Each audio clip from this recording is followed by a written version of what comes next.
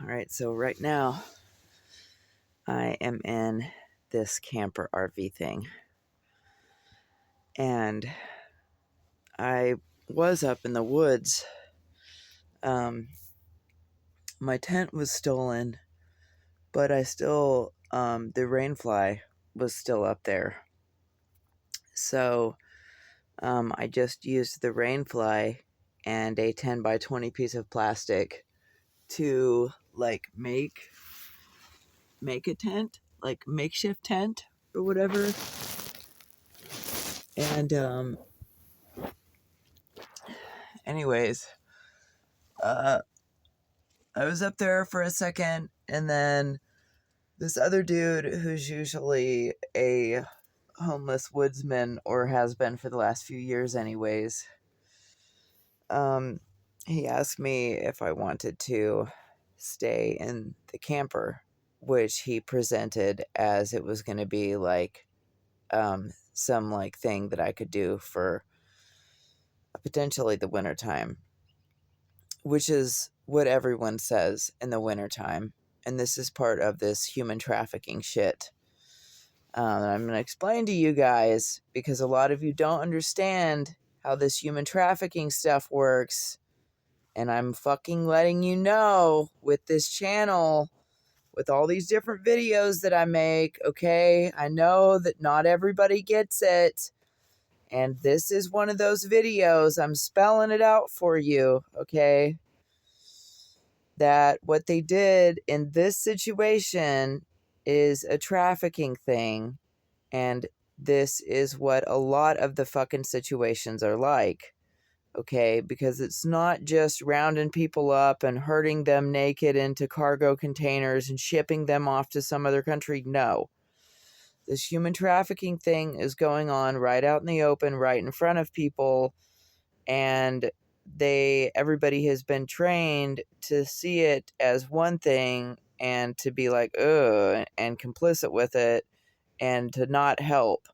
Okay. And one of the ways that they've done that is by forcing us into homelessness. Okay. So if you haven't noticed, it would probably be pretty easy to track just one person, whether they're in a car or whether they're on foot. But if they're on foot all the time and they're homeless and they're broke, it's exceptionally easier to track them and keep up with them.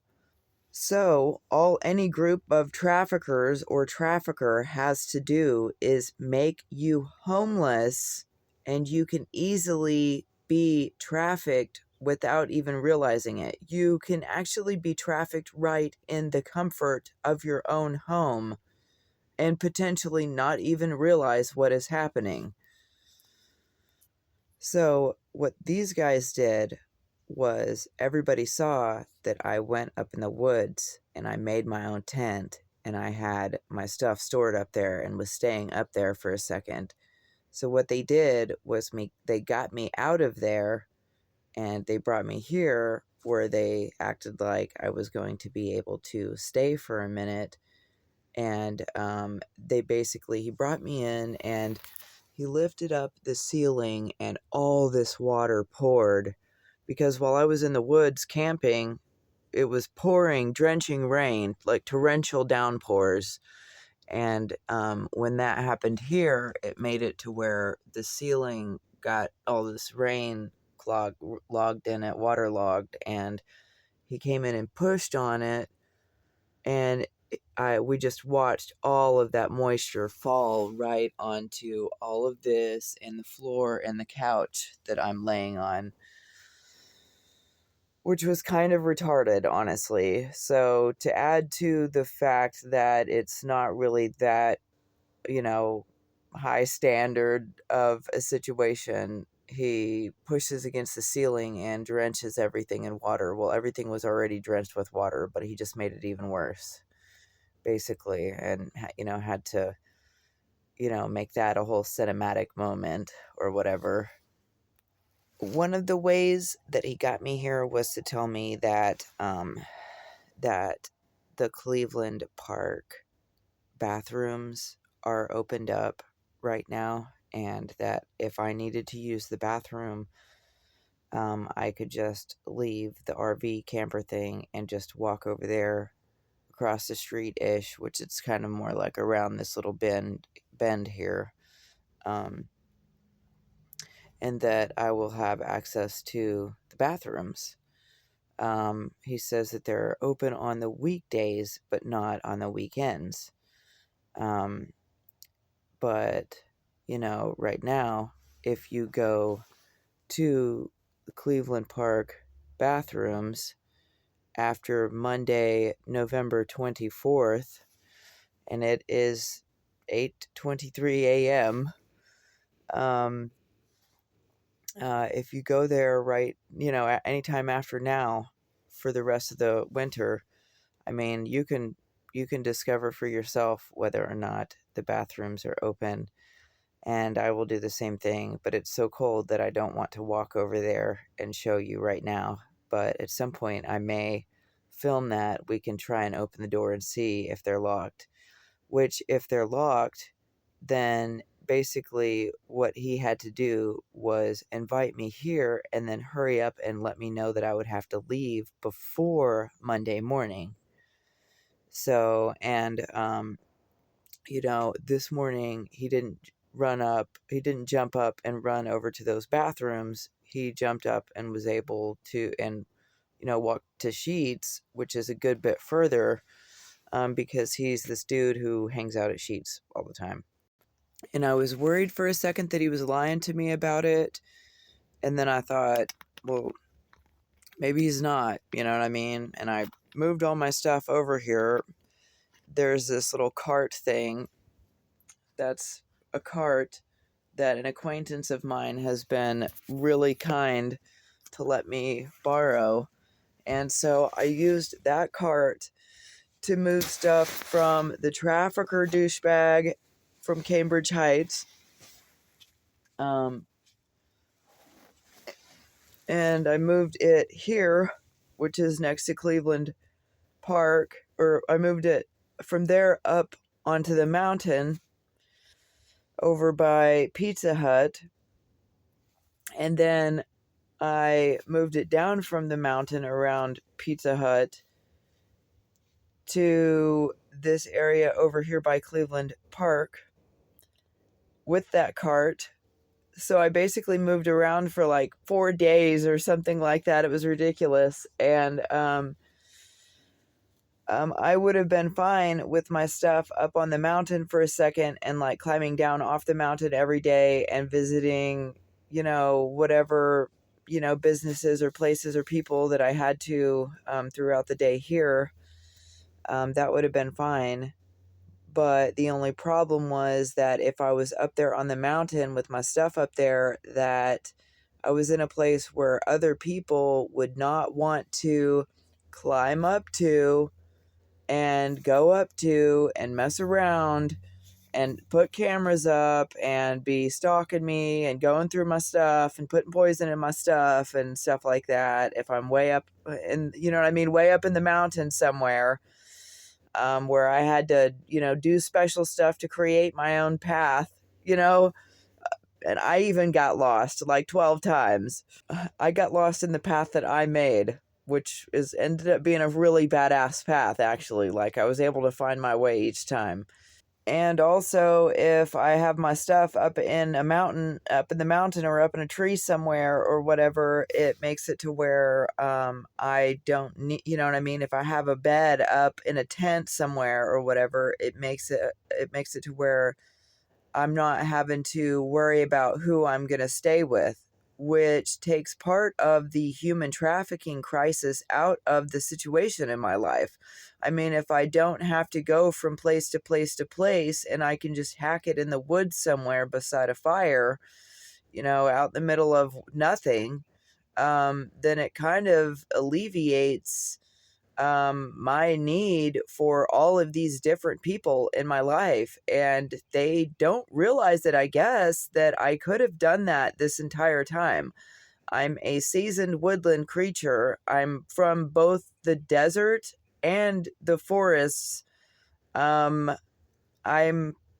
I'm pretty good when it comes to survival. I just survived with without help. You know what I mean? Other than, you know what I mean? As far as, sure, these traffickers let me stay at their houses throughout the United States, but as far as whenever I was actually out on the streets and stuff, whenever I was actually out, you know what I mean? There was a few people, sure, that who had to teach me how to camp next to the alligators down in Florida. There's different places where a person has to learn how to survive.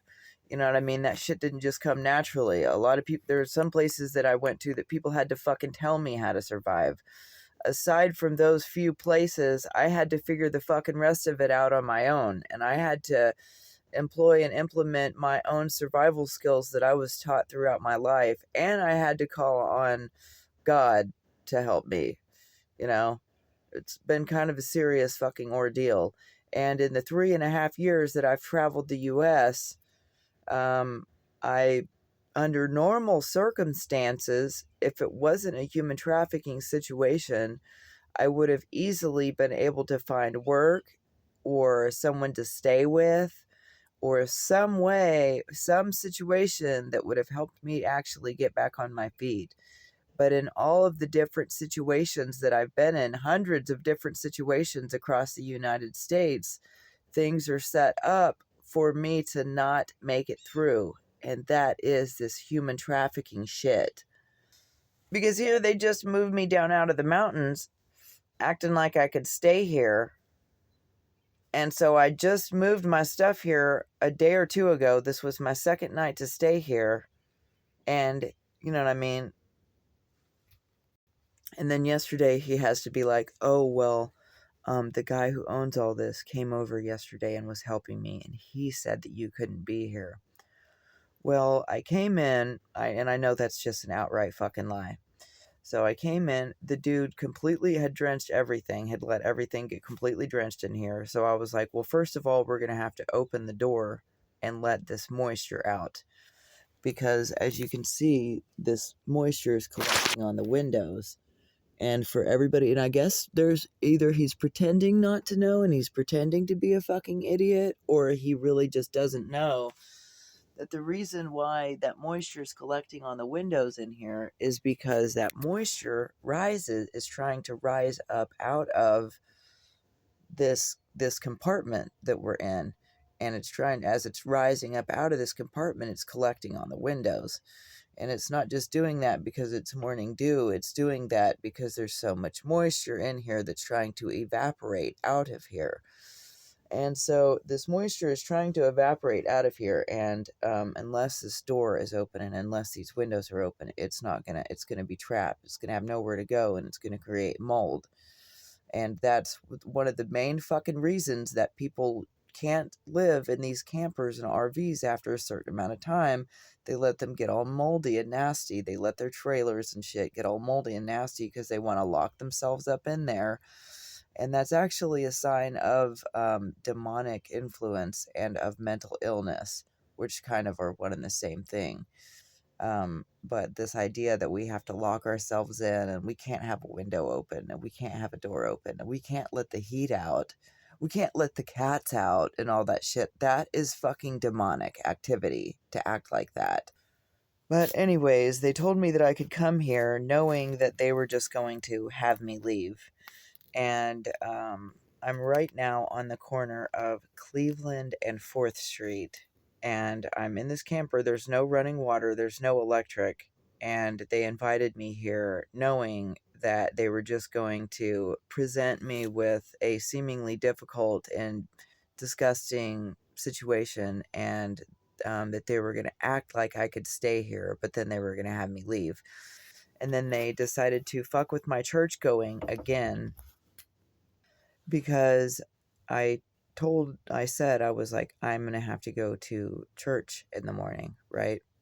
And I let it be known several times that I was interested in going to church, that I was glad that I was still over here on this side of town because I wanted to be able to go to church. Well, it was probably about 10:45 or something like that, and church over here starts at 11. Well, I had just woke up and he wasn't here But then all of a sudden he came through the door and he was like, oh, you better just stay there. You might as well just stay under those covers because it's freezing and it's going to be cold until noon and all this shit. You might as well just stay there till noon. And I'd already said that I was going to church this morning and everything, and you're not going to manipulate me and tell me to stay under the covers because it's cold. Like, I really hate that. So that's one of these things that these trafficker people will do, and that these people will do along the way, is make these little suggestions like, don't talk to that person. That person is bad. You can't talk to them. They're bad. They'll do this to you and they'll do that to you. Well, dude, I have the capacity to decide on my own who I'm going to talk to, and I might talk to people who are bad because everyone is bad. Might kind of be my only options as far as people to speak to. I mean, as I said before, I can separate myself from the world and just go out in the woods and survive. But I have reasons right now for being connected to the world. So he comes in and he's like, oh, you better just stay under your covers. It's just so cold outside and all this shit. And that's another thing that they'll do, is that they'll use the cold and the winter time and all this shit as a way to traffic people, as a way to be like, oh God, it's too cold to survive outside, when people have been surviving outside for, thousands of years or however long mankind has been around. I'm not getting into a debate about that right now. I really don't think that we've been just on the planet for billions of years. Science has some funny theories about how long we've been around, and I'm just not feeding into that right now. So, and then I guess also I haven't showered in probably 5 days. Because of all of this trash and having to leave from the traffickers in Cambridge Heights, go to the woods, and then move here, where there is no, you know what I mean? There is no water or anything like that. And, so I haven't been able to shower or anything or do my laundry. And I guess people think that just because I haven't showered or done my laundry, that would also prevent me from going to church, but it will not. I brushed my hair out as well as I could, and I got myself dressed, and I put on 2 jackets so that nobody would smell me, and I went and sat in the very back of the church that I wanted to be at, and and then I left, and I came back here. Well, as soon as I got back here, well, I didn't come back here actually. I went to Sheetz, and I got something to eat, and then I walked back here. I tried to charge my phone a little bit and walked back here. And then as soon as I got back here, I had to hear from this Bible scholar, about how Christians aren't really supposed to go to church, and that it says in the Bible that we're not really supposed to go to church, and that if I would read Matthew 6, that I would find that out. Even though I've read Matthew 6 several times, I am well versed in biblical knowledge. And the dude, was just super getting on to me about opening the door. We can't have the door open. You're letting the heat out. There's no heat in here. There's no heat at all. The heat that's being provided now are these candles that someone I used to work with was just, super blessed and kind enough to hook me up with yesterday. I hit her up and was like, do you have any candles? She also brought me a blanket, which was an incredible blessing. And then whenever I was at someone else's house yesterday, they gave me some plastic sheeting. She also brought me some plastic sheeting. I brought in a 10 by 20 sheet of plastic to cover this couch in. And then I've got all of this bedding and this foam, so that I'm not, and I've got some pillows and stuff. I kind of prepared a little bit because I actually planned on spending at least part of the winter here, because I'm trying to get my ID or my driver's license before I leave from here. And I finally have someone who's offering me help to actually order my birth certificate this week, now that I've asked around a whole lot, and I'm actually talking to people who knew me before whenever I was around here, people who I worked with or went to church with and stuff like that, who, you know what I mean, they're a little bit responsible and a little bit understanding, and they're offering to help me, and it's going to be just such a miracle to be able to receive my birth certificate. in the mail. And so anyways, this is what human trafficking is like sometimes. Here I am in this busted ass camper, and I've only been here for a couple days, and someone who's lived in the woods for years invited me here and was just given this spot, and potentially he was very potentially only set up with this spot to invite me here for a weekend so that I could be made to leave.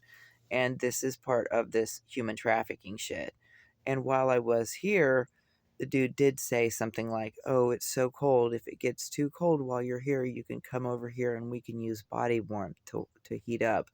And even though he wasn't necessarily hitting on me, he was still making a suggestion, um, as almost to be like, "Hey, it's open range." And a lot of these dudes, they will make some kind of suggestion or make some kind of comment or outright offer you or solicit us, offer us money, or be like, "Oh, it's for body warmth. Oh, it's just so cold. Oh, it's winter time." You know what I mean? And just really take advantage of these trafficking victims and these women. And I have information all over this channel to support,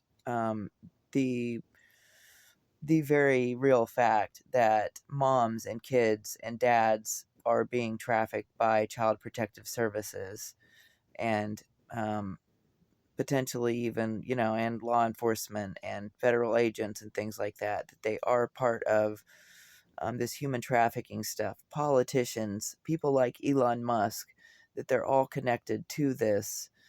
And now they've set up gulags and concentration camps in the U.S., and our president has made it like executive orders or whatever, saying that these homeless people need to be, put in these jails, or put into mental institutions and stuff like that, considered incompetent and stuff. Well, they made a lot of those people homeless deliberately to begin with. Like, a lot of those people are homeless. They're trafficking victims that were forced into homelessness. They're people who actually have properties or, money, trust funds, inheritances that were potentially stolen from them. There's a lot of people on the streets right now, trafficking people who were forced into being victims of trafficking because they have homes and things that other people have stolen from them. Like in my situation, like my grandpa left me a house. My family is part of the people that forced me into homelessness after, holding me hostage in a place and having me exploited online and all this stuff. And like, I'm somebody who was forced into this homelessness stuff. Like, I was a manager at Pizza Hut. I had a 3-bedroom apartment. I had 2 cars sitting in the driveway. Like, I had 3 kids. We had a balcony. We had 2 bathrooms. And they had these human sacrifices that were really brutal. The most brutal thing I've ever been exposed to in my whole life. And I had to take my little kid and I had to run away from them. And they all followed me for over 3 years. They followed me out here. And they've just had me just like, they'll have these people, they're like connected to these whole networks of people or whatever. They'll be like, "Sure, you can come to our place. Sure, you can come over. You don't think that in 3.5 years I would have found somewhere to stay?" I mean, they gave me a psychological evaluation a few years ago. They said that I had no signs of mental illness, that I had an average to high intelligence level. I mean, that's blessed by God. I couldn't ask for any more than that, right? No, I don't have a drug problem. I do use cannabis. That is not the same as having a drug problem. And I don't even get to use the cannabis that I want to use. I have literally no access to real cannabis at all. If I want cannabis at all, I have to go to the store and buy CBD. It's basically some of the only relief that I get. I've got CBD vapes. those give you cancer and cause all kinds of problems. I really try not to use them unless I'm desperate. And honestly, I've gone so long without weed that I would almost, I mean, it's like, yeah, sure, I'm a weed user, but we don't even see weed in this town of Buchanan, West Virginia. It's like they make sure that it's not even here because they know that I'm here or something like that. But now they have everything set up to where all of their trafficking victims that they've created over the last however many years are now supposed to be funneled into these new concentration camp gulags that they've made under their executive orders to, send all the homeless people into the incinerators or whatever. They're acting like they're literally doing the same thing that they did during the Second World War. Like, I really hope that you guys will be smarter than this and catch on to what's going on and to please do something to help people so that I don't end up in a concentration camp. Like, it sounds really bad. And could you guys please legalize marijuana in West Virginia? Like, it's dire straits out here for real.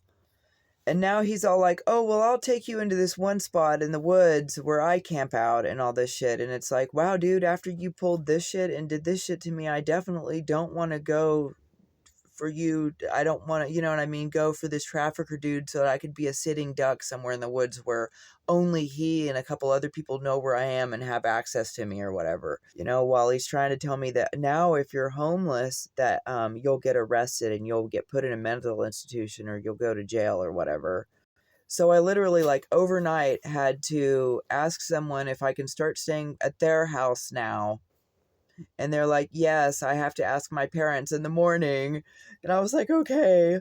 And it's like I would like, it would be fine to stay in the woods. You know what I mean? And I also had someone from Oregon send me $30 yesterday. And it's the first money that anyone has sent me in like a year or longer. It might have been last October or even longer than that I have gotten money on a card. And it's a Chime card. And my Chime address or Chime sign thing or whatever, I know that I have it on my thing. It's like Lady Sky Judge. It's like $ Lady Sky Judge. I didn't put the $sign in. The $sign is already there. I know I'm super dorky for not understanding it all completely. But if anyone can help me at all, I really need money, any amount of money, even if you can only send $1, it will help.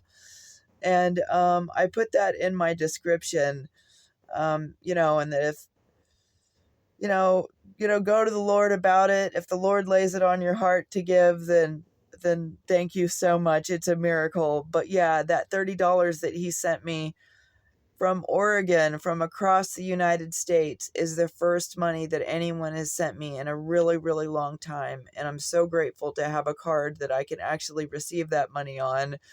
I hope that it doesn't get messed up. You know what I mean? All of a sudden, I can't use Cash App. I can't use PayPal. I can't use Venmo. I can't use any of the prepaid cards from Walmart or anything like that they sell because people have used all those cards fraudulently with my identity and even with my social security number. Like, I had to call these places and then basically let me know that card had already been bought by somebody else and that they used my social security number and that they committed all this fraud with it. And the dude was like, he was like, I'm sorry. He was like, you'll be able to use the money that's on there, that you put on there now, but you're not going to be able to send it anywhere. And he was like, you're not going to be able to, he was like, just use that money and don't put any more on. And it was like $40 or whatever.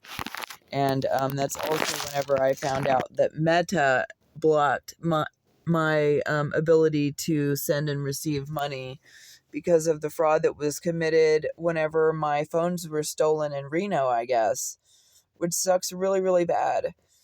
But anyways, how much battery do I have left on here? Now I have to be like really weird about my conserving of battery power and all this stuff. 21%, geez. And then I have to find places to like go charge my phones and all this, or charge my phone and all this. And I only have one phone that I'm charging right now. And then, but yeah, anyways, I will make sure that I try those doors, and that I upload a video or send some message about it or whatever, or mention it.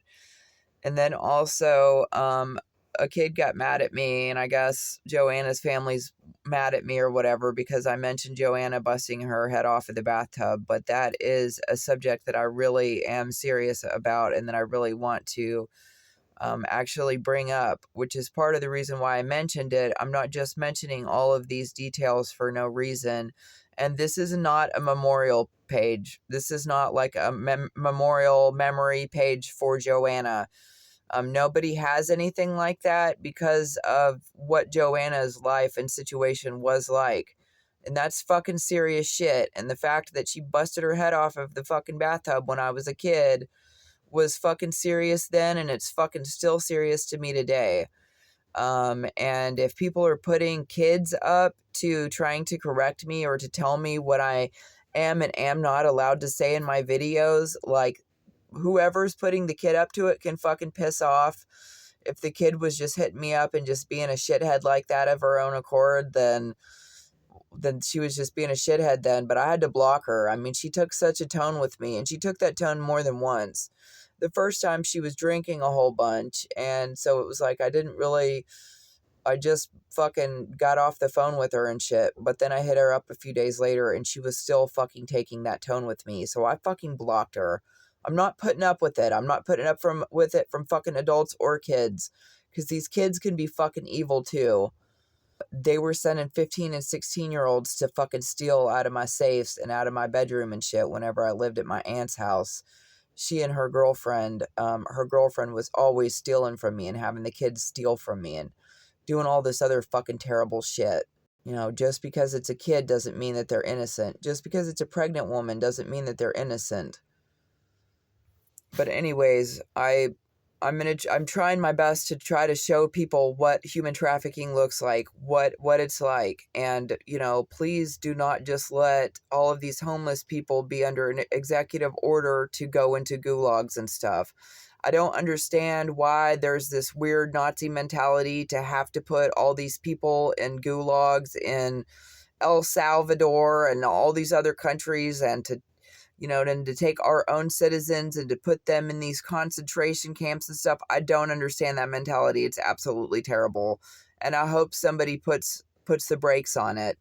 It's terrible. And it's also terrible that you guys are taking intoxicating hemp products off of the shelves.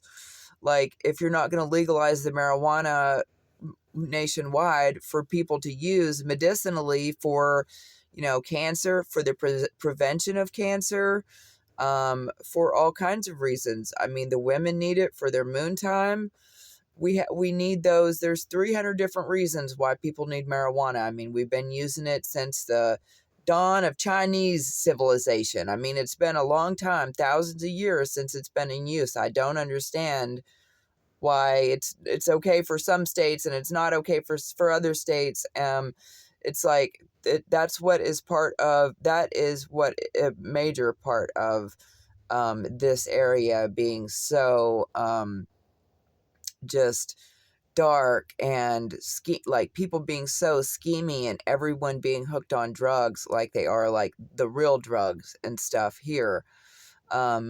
Because, and even in the last place where I was in that trafficking, in the trafficking shithole in Cambridge Heights and stuff like that, the girl was telling me that she would give him money to go get pot, and he would bring back meth and tell her that that was all that was available, and she would end up doing the meth just because that was all that was available, and all that she wanted was weed.